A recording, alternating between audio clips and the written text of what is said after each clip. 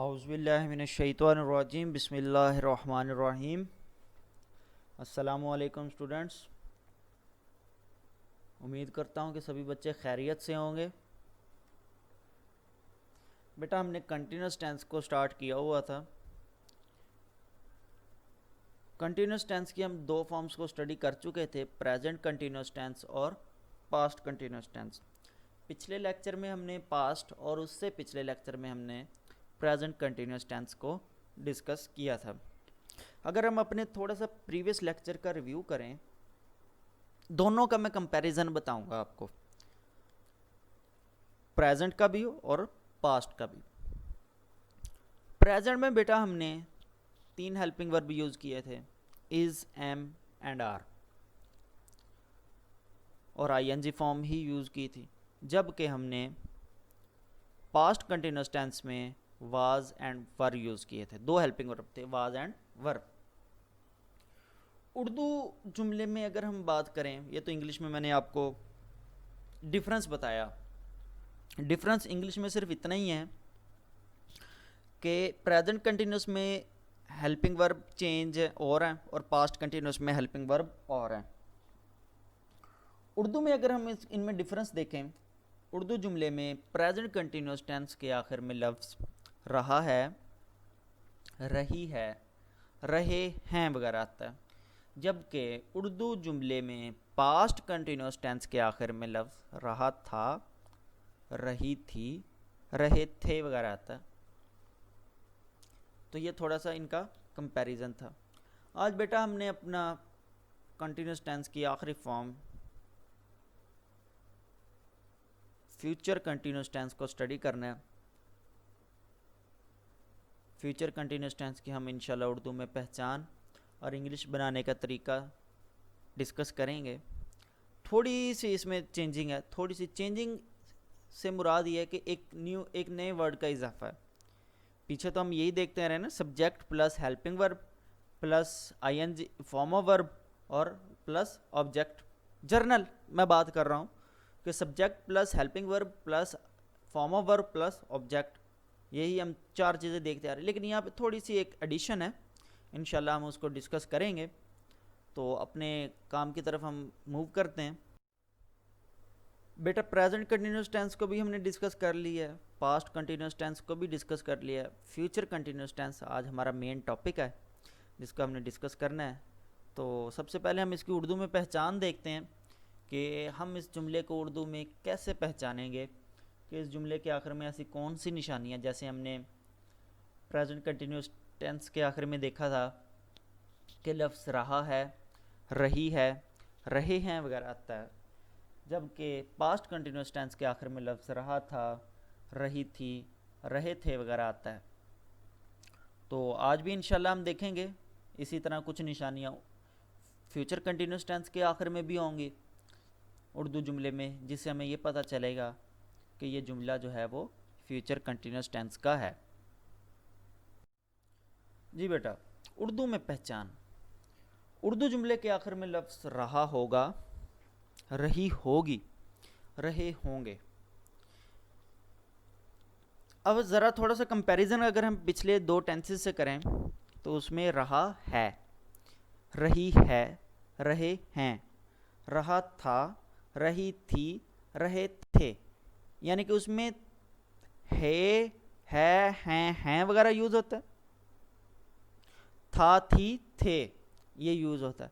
लेकिन future continuous tense में गागी गे use होगा और रहा, रही, रहे ये शो कर रहे हैं कि काम जो है वो कंटिन्यूस है। मिसाल के तौर पर सूरज तलू हो रहा होगा, यानी कि उन्हें इस बात की फ्यूचर का बेटा देखें ना, हम फ्यूचर को जस्ट इमेजिन ही कर सकते हैं। हम फ्यूचर के बारे में कोई एग्जैक्ट नहीं बता सकते कि हाँ भाई फलाने टाइम पे ये होगा, उस वक्त ये होगा, उस वक्त ये होगा। नहीं, मैं ये हो रहा होगा, ये आप ये कर रहे होगे, आप ये कर रहे होगे, नहीं नहीं, हम फ्यूचर के बारे में जस्ट इमेजिन कर सकते हैं, एक प्रिडिक्शन दे सकते हैं। प्रिडिक्शन से मुराद ये है कि हम सिर्फ एक ख्याली बात कर सकते हैं कि हाँ उस टाइम पे आप ये कर रहे होंगे, उस टाइम पे ये हो रहा होगा, ये हो रहा होगा, वो हो रहा होगा। ठीक है बेटा। तो सूरज तलू हो रहा होगा, तो सेंस से ही हमें पता चलता है कि ये बात कंफर्म नहीं है, और फ्यूचर वैसे कंफर्म होता भी नहीं है। सब कुछ अल्लाह की ज़ात को मालूम है, हमें कुछ भी नहीं मालूम, इंसान जो मर्ज़ी करता रहे। हम इस बात को बिल्कुल नहीं मालूम कर सकते कि आने वाले दिनों में, आने वाले दिनों की क्या बात है, आने वाले चंद मिनटों में हमारे साथ क्या होगा। फ्यूचर है ना, आने वाला एक नेक्स्ट मिनट भी हमारा फ्यूचर है। तो फ्यूचर जो है वो प्रिडिक्टेबल है, यानी कि ख्याली है। परिंदे चहचहा रहे होंगे, लड़की फूल नहीं तोड़ रही होगी। ये कुछ एग्जाम्पल्स मैंने आपके सामने रखी। अब इन एग्जाम्पल्स के लास्ट में लफ्ज़ आपको रेड कलर से शो हो रहा होगा, रही होगी, रहे होंगे। तो बेटा ये वो निशानियां हैं जो फ्यूचर कंटिन्यूस टेंस की उर्दू में पहचान करवाती हैं। अब इन जुमलों को इंग्लिश में कैसे कन्वर्ट करना है, उसका मेथड भी हम देखते हैं। अब सिंपल सेंटेंस बनाने का तरीका, फ्यूचर कंटिन्यूस का सिंपल सेंटेंस बनाने का तरीका, बात वही है। सब्जेक्ट के बाद हमारे पास हेल्पिंग वर्ब। हेल्पिंग वर्ब बेटा यहाँ पे हमारे पास दो यूज़ हो रहे हैं, विल और शैल। उसके बाद एक नया लफ्ज़ यहाँ पे यूज़ हो रहा है, वो है वर्ड बी। मैंने आपको स्टार्ट में ही बताया था कि यहाँ पे हमारे पास थोड़ी सी एडिशन है। वो किसकी एडिशन है? वो है वर्ड बी की addition. Subject plus helping verb कौन से यूज़ हो रहे हैं? विल और शैल। विल कहाँ पे यूज़ होगा, शैल कहाँ पे यूज़ होगा, ये भी मैं आपको बताता हूँ, लेकिन सबसे पहले हम इसका जर्नल मेथड देख लें। देन लास्ट में ING form of verb. ING form of verb वही फोर्थ फॉर्म ऑफ वर्ब, जैसे मैं आपको अपने प्रीवियस लेक्चर्स में बता चुका हूँ कि अगर हम सब्जेक्ट के साथ, अगर हम फर्स्ट फॉर्म ऑफ वर्ब के साथ आईएनजी लगा दें तो ये आईएनजी फॉर्म ऑफ वर्ब बन जाएगा, और लास्ट में हमारे पास ऑब्जेक्ट। मिसाल के तौर पर सूरज तलू हो रहा होगा, the sun will be rising, the sun will be rising. अब तरतीब देखें, सब्जेक्ट सन हमारे पास सब्जेक्ट, हेल्पिंग वर्ब हमारे पास विल, हमारे पास helping verb, be helping verb के बाद मैंने आपको क्या बताया था कि क्या आएगा? बी आएगा, हमारे पास बी आ गया, और देन लास्ट में हमारे पास राइजिंग यानी कि form of verb, the sun will be rising. तरतीब वही है जो मैं आपको ऊपर बता चुका हूँ मैं जर्नल मेथड में, वही तरतीब मैंने आपको नीचे एग्जाम्पल्स में भी शो करवा दी कि सन हमारे पास सब्जेक्ट है, विल हमारे पास हेल्पिंग वर्ब है, उसके बाद हमारे पास वर्ड बी आएगा, और देन लास्ट में आईएनजी फॉर्म। मैं सबक याद कर रहा हूँगा, I shall be learning lesson, I shall be learning lesson. अब विल कहाँ पर यूज़ होगा और शैल कहाँ पर यूज़ होगा, इसको भी देख लेते हैं। बेटा दो वर्ड्स हैं हमारे पास, आई और वी। ये जहाँ पर भी यूज आई और वी आएगा, इसके साथ हमेशा शैल आएगा। आई और वी के साथ क्या आएगा? शैल आएगा। लेकिन इसके अलावा बाकी जितने भी वर्ड्स बचते हैं, जैसे he, she, it, they, you, singular या प्लूरल नाउन, सभी के साथ जो है वो विल आएगा, सभी के साथ विल आएगा। शैल सिर्फ दो वर्ड्स के साथ आएगा, आई और वी के साथ। सूरज तलू हो रहा होगा, the sun will be rising, sun singular noun है, ठीक है, तो इसलिए मैंने वहाँ पर विल लगाया। मैं सबक याद कर रहा हूँगा, आई आ गया लफ्ज़, मैं आई, तो मैंने उसके साथ शैल लगाया।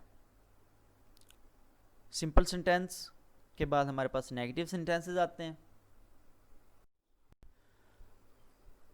नेगेटिव सेंटेंसेस की अगर हम बात करें तो नेगेटिव सेंटेंसेस में बेटा सब्जेक्ट के पास बाद हमारे पास हेल्पिंग वर्ब यूज़ होगा।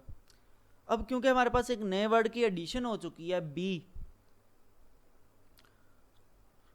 तो बी जो है, अब वर्ड नॉट कहाँ पे आएगा? पहले तो हम पिछले सेंटेंसेस में ये देख चुके हैं कि हेल्पिंग वर्ब और फॉर्म ऑफ वर्ब के दरमियान में जो है वो वर्ड नॉट आ जाता है। अब ये चूंकि यहाँ पे हमारे पास वर्ड बी आ गया है, तो अब नॉट कहाँ पे आएगा, ये भी एक इशू है। तो बेटा नॉट हमेशा सिर्फ कंटिन्यूस टेंस की नहीं मैं बात कर रहा, आप आगे बाकी के सेंटेंसेस भी पढ़ेंगे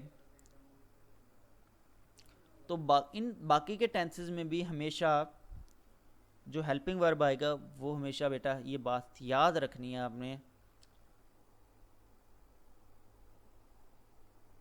हेल्पिंग वर्ब नहीं, वर्ड नॉट जब भी आएगा वो वर्ड जो है वो हेल्पिंग वर्ब के बाद आएगा। जैसे आपकी स्क्रीन पे शो हो रहा है सब्जेक्ट प्लस विल या शैल प्लस नॉट। अब मैंने वर्ड नॉट कहाँ पे लगाया, हेल्पिंग वर्ब के बाद, फिर मैंने बी लगाया, फिर लास्ट में आईएनजी फॉर्म है और फिर हमारे पास ऑब्जेक्ट है। यानी कि वर्ड बी जो है वो फॉर्म ऑफ वर्ब के साथ रहेगा और वर्ड नॉट जो है ये हेल्पिंग वर्ब के साथ रहेगा। यानी कि सब्जेक्ट प्लस विल या shall plus not plus be plus ING form plus object. ये तो था जर्नल मेथड इसका। एग्जाम्पल से इसको क्लियर करते हैं। अली मछलियाँ नहीं पकड़ रहा होगा, Ali will not be catching fishes, Ali will not be catching fishes. अब अली हमारे पास यहाँ पे सब्जेक्ट है, उसके बाद हमारे पास विल या शैल यूज होगा, ठीक है बेटा। देन हमारे पास नॉट, वो ऊपर वाला जर्नल मेथड भी देखें और नीचे एग्जाम्पल को भी गौर से देखें। मैं आपको साथ साथ में बता रहा हूँ, अली हमारे पास सब्जेक्ट, तरतीब मैंने आपको क्लियर करनी है ना कि जो ऑर्डर मैंने आपका जर्नल मेथड में बताया आया कि वो ऑर्डर एग्जाम्पल में भी वैसा है कि नहीं है। अली हमारे पास सब्जेक्ट, उसके बाद हमारे पास हेल्पिंग वर्ब दो यूज़ हो रहे हैं विल या शैल, तो कोई एक यूज़ होगा, तो हमारे पास कौन सा यूज़ हो रहा है, विल यूज़ हो रहा है। फिर हमारे पास नॉट, वही तरतीब, ऊपर भी हेल्पिंग वर्ब के बाद नॉट है, नीचे भी एग्जाम्पल में हेल्पिंग वर्ब के बाद नॉट है। फिर हमारे पास word be, ING form of verb, ठीक है बेटा, कौन सा, कैचिंग फिशेज, कैचिंग फिशेज, मछलियाँ पकड़ना, कैचिंग हमारे पास जो है वो आईएनजी फॉर्म है, ठीक है बेटा। तो तरतीब वही जो मैंने आपको ऊपर बता चुका हूँ, Ali will not be catching fishes. एक बात क्लियर कर दूँ, मैं आपको प्रेजेंट कंटिन्यूअस टेंस पढ़ाते हुए मैंने आपको ये बात क्लियर की थी कि हमारा कंटिन्यूअस टेंस में जो ऑब्जेक्ट होगा और जो फॉर्म ऑफ वर्ब होगी ये हमें एक ही वर्ड में देखने को मिलेगी। जैसे कैचिंग, पकड़ना, ये हमारा ऑब्जेक्ट, मकसद भी ये है कि मछलियाँ पकड़नी है और हमारी फॉर्म ऑफ वर्ब भी यही है, ठीक है बेटा। ये तो थे हमारे पास नेगेटिव सेंटेंसेस। इंटेरोगेटिव सेंटेंसेस, बेटा ये ऐसे जुमले होते हैं जिनके आखिर में सवाल पूछा जाता है और जाहिर सी बात है कि इनकी भी कोई ना कोई निशानी होगी जिससे हमें पता चलेगा कि ये सवालिया जुमले हैं। तो ऐसे जुमलों के आखिर में बेटा क्वेश्चन मार्क आता है जिसे हम सवालिया निशान कहते हैं।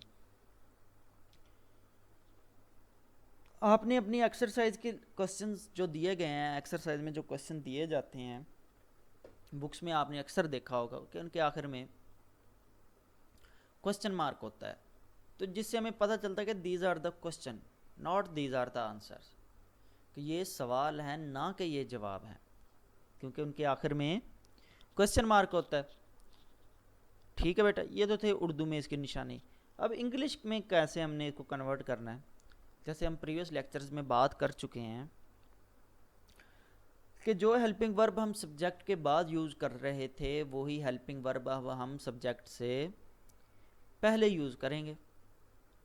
थोड़ी सी तरतीब चेंज हुई, यानी कि सब्जेक्ट पहले स्टार्ट में यूज़ हो रहा था, अब सब्जेक्ट जो है ये सेकंड नंबर पे यूज़ होगा। फर्स्ट पे क्या आ जाएगा, हेल्पिंग वर्ब आ जाएगा। अपनी स्क्रीन्स पे देखें, विल या शैल स्टार्ट में, देन हमारे पास सब्जेक्ट, फिर हमारे पास वर्ड बी।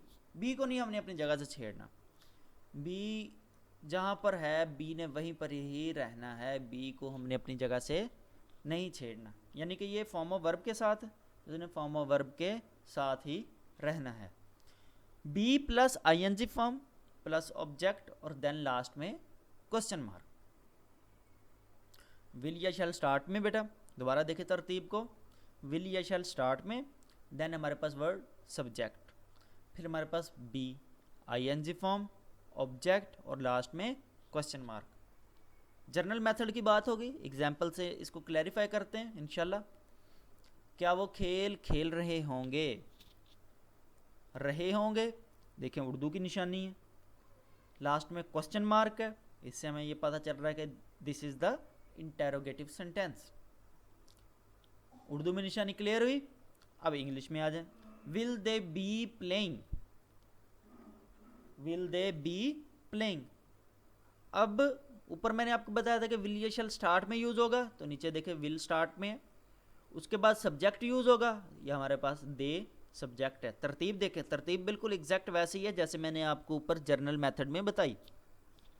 उसके बाद वर्ड बी यूज होगा और लास्ट में हमारे पास आईएनजी फॉर्म प्लस ऑब्जेक्ट,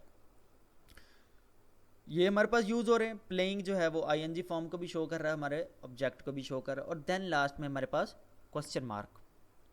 तरतीब देखें बेटा, विल स्टार्ट में, देन हमारे पास दे यानी कि जो हमारा सब्जेक्ट है, फिर बी वर्ड बी आ जाएगा, फिर उसके बाद आईएनजी फॉर्म और ऑब्जेक्ट हमें, मैंने आपको पहले बता चुका हूँ, हमें एक ही वर्ड में देखने को मिलेंगी, तो वो हमारे पास एक वर्ड प्लेइंग है, ठीक है। उसके बाद हमारे पास लास्ट में क्वेश्चन मार्क।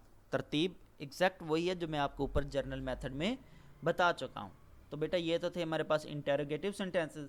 यहाँ तक हमने सिंपल सेंटेंस को डिस्कस किया है, नेगेटिव एंड इंटेरोगेटिव सेंटेंसेस को डिस्कस किया है, एग्जाम्पल्स को हमने इनके देखा। अगर फिर भी किसी बच्चे को कोई इशू हो, कोई समझ ना लग रही हो, किसी बात का कोई भी प्रॉब्लम हो, एनी काइंड ऑफ प्रॉब्लम, तो बच्चा जो है वो कमेंट सेक्शन में कमेंट करके पूछ सकता है। अब हम अपनी डायरी की तरफ मूव करते हैं। डायरी की अगर बेटा बात करें तो कुछ जुमले मैंने आप लोगों के लिए रखे हुए हैं। इन सेंटेंसेस को, जैसे मैं आपको पास्ट कंटिन्यूस टेंस के लेक्चर में बताया है कि जो एग्जांपल में सेंटेंसेस दिए गए हैं, सिंपल को सिंपल सेंटेंस, इंटेरोगेटिव को इंटेरोगेटिव, नेगेटिव को नेगेटिव सेंटेंसेस से कंपेयर करें। ये जो डायरी में दिए गए और जो पीछे सेंटेंसेस में एग्जाम्पल्स में दिए गए, इनको कंपेयर करें और देखें कि वहाँ पे कौन सा मेथड यूज़ हो रहा है, उसी मेथड को यहाँ पे अप्लाई करें। अल्फाजों का थोड़ा सा हेर फेर है लेकिन मेथड तो सेम है। ऐसा करने से इंशाल्लाह बेहतरी आएगी, अल्लाह पाक आपकी मदद करेंगे, इंशाल्लाह जो है वो आप जुमले जो है वो सही से बनाने लग जाएंगे। तो बेटा यहाँ पर हमारा आज कंटिन्यूस टेंस जो है वो कंप्लीट हुआ। इसमें हमने past continuous, future, present continuous, तीनों फॉर्म ऑफ कंटिन्यूस को डिस्कस किया है वन बाय वन। उम्मीद है कि सभी स्टूडेंट को समझ लगी होगी, सभी स्टूडेंट्स को जो है वो कंटिन्यूस टेंस अच्छे से आता होगा। इंशाल्लाह नेक्स्ट लेक्चर में हम मुलाकात करेंगे। तब तक के लिए अपना ख्याल रखिएगा। अल्लाह हाफिज़। अस्सलामु अलैकुम।